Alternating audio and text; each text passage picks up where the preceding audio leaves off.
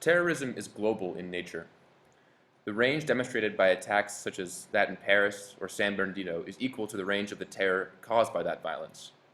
This screencast will focus on ISIS and its interactions with globalization, specifically the global nature of ISIS's rise, continued growth, and the rising global coalition set to eliminate the caliphate.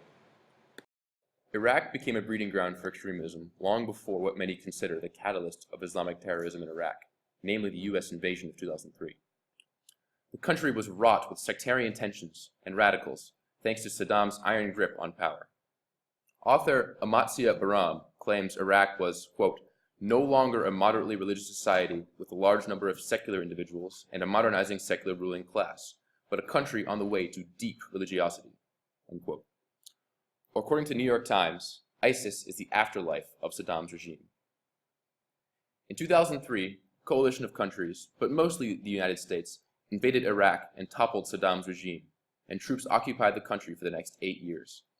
They installed provisional governments, kept militant insurgencies at bay, and tried to repair the country from the invasion. During this period, Abu Ayyub al-Masri announced the creation of an Islamic State to replace al-Qaeda in Iraq. Given the number of militias in the region, IS was not yet taken seriously. The large-scale pullout by American troops in 2011 created a power vacuum for IS to steadily fill. Many Iraqis who had seen their country invaded and destroyed felt compelled to act. Islamic State extremism provided them that opportunity.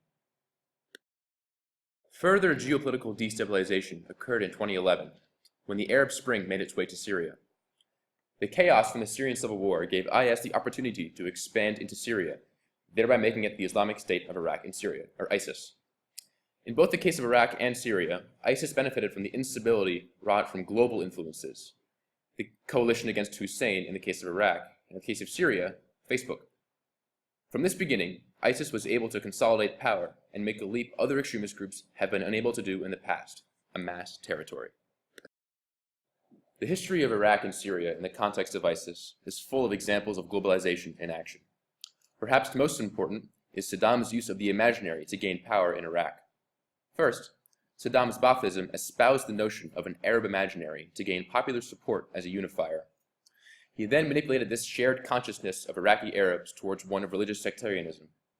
He united and radicalized the Sunnis against the Shia majority.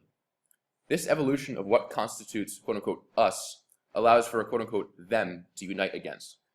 This transformation of the Iraqi social consciousness is important to understand because Saddam set the stage for ISIS in more ways than one. Secondly, the catalyst of foreign invasion could not be a more concrete example of globalization at work. A slew of countries pursued their various interests in a distant land via international military cooperation. Just a couple of examples include international safety, access to oil, a desire for democracy in the Middle East, and human rights. Whether those interests are shared by all invading parties or specific to one country or another, both the coalition's initiative of acting across a border and their willingness to work together ring strongly of a globalizing world. As both a state and organization, ISIS has sought to globalize economically, physically, and culturally in order to both grow and consolidate power. They see themselves as a caliphate that knows no borders with a thirst for expansion, so their mission is inherently global. Some expansion, like the acquisition of territories in the Middle East, is more local, but others, like the creation of cells in Europe and elsewhere, is truly global. Additionally, ISIS utilizes globalization in the form of social media and global black markets in order to recruit and raise capital. Internationally, ISIS has extremist groups across Europe and East Asia, in addition to the Middle East. While the Middle East is the headquarters of a sort, the global expansion of ISIS is a scary result of globalization through instant connections that develop between places via the internet. According to the Financial Times, quote, in a world of instant connections via the internet and social media, the growing popularity of the ISIS brand among young Asian Islamists should be no surprise, end quote. There's been a continent-wide surge of Islamic militancy in Asia that has not been contained to the Middle East, but rather spread to Central and Eastern Asia as well.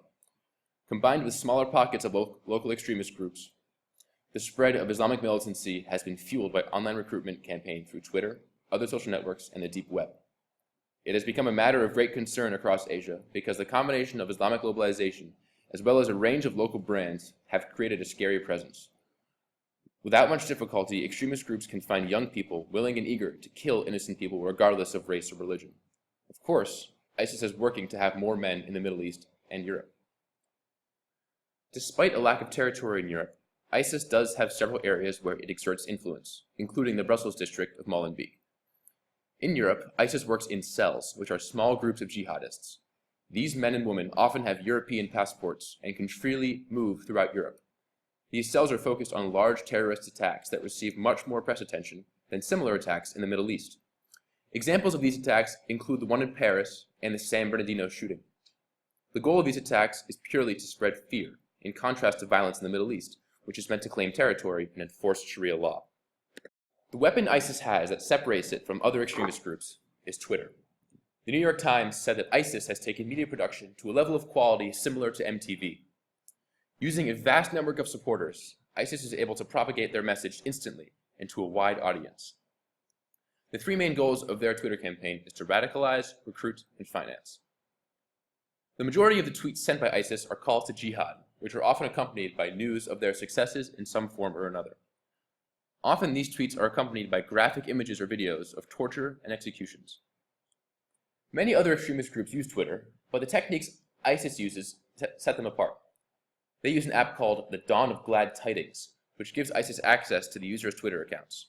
Then, all of these accounts are used to tweet in unison, but spread out over time to bypass Twitter's spam blocker. ISIS attempts to get hashtags associated with the caliphate trending, to spread their message to a larger audience. ISIS has a core group of 2,000 users who create tweets and make new accounts as they get banned. The highest number of tweets sent in a day is 40,000. Examples of ISIS's use of Twitter include spreading the video and news of the execution of James Foley, an American journalist, and images of the ISIS flag over Baghdad when the threat of an invasion seems imminent, to create fear. Two largest sources of income for ISIS are global: kidnapping and oil. Estimates have ISIS making $500 million a year selling oil and $45 million a year kidnapping high-profile targets and demanding ransom. In response to the threat of kidnapping, the G7 recently met and agreed not to pay ransom for any kidnappings. However, ISIS still receives considerable ransom money. ISIS's oil comes from Iraqi oil fields seized during their expansion and is sold through the black market. This is much harder to trace and even harder to stop once the oil is out of the ground, as there is no way to know if oil is funding terrorists or not once it is in the barrel and on the market. This black market oil reaches global marketplace through multiple corrupt middlemen. Beyond oil and kidnappings, ISIS also receives donations from Sunni foreign citizens in Saudi Arabia and other Middle Eastern countries. There is mounting global pressure against these countries to put more resources into investigating these transactions. With airstrikes against ISIS beginning on August 8, 2014, the world has become increasingly aware of the need to challenge ISIS. 2/3 of airstrikes against ISIS since that date have been launched by the US, making the US the leaders in the global coalition against ISIS. The CIA states that there are approximately 30,000 ISIS fighters around the world, and as such, the US, along with 8 other nations, have launched 8,216 airstrikes against ISIS since November 16, 2015. Though the strikes have been relatively successful in the Middle East, the rate at which ISIS is growing around the world is alarming and difficult for the coalition to keep up with. In order to counter the constant growth of ISIS, the coalition will need to continue with military airstrikes as well as introduce other measures of prevention. Additionally, global pressure on companies to further censor ISIS and on countries like Saudi Arabia, where some private citizens may be funding the groups, would further weaken ISIS. ISIS has presented itself as a threat to global stability that can only be eliminated through coordinated multinational efforts. Its mission and implications are all global. ISIS is the Twitter-wielding, border-erasing terrorist organization of the 21st century.